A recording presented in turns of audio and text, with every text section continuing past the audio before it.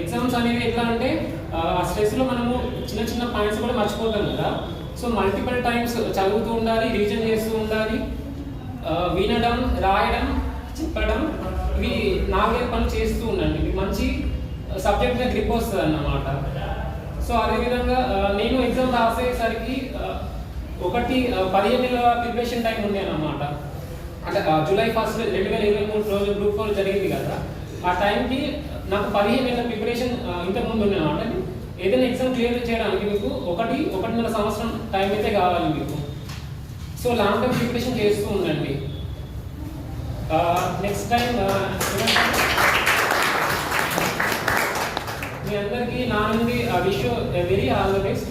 కష్టపడుతున్న ప్రతి ఒక్కరికి ఏదో ఒక రోజు సక్సెస్ వస్తుంది. హార్డ్ వర్క్ ఎప్పుడు రిటర్న్ ఇచ్చేస్తుంది మనకి. సో హార్డ్ వర్క్ని నమ్మండి, చుట్టుపక్కల అన్నెసరీ థింగ్స్ని ఫాలో అవ్వకండి, మంచిగా ఏకాగ్రతతో ముందరికి వెళ్ళండి, మీ డ్రీమ్స్ మీరు ఫుల్ఫిల్ చేసుకోండి.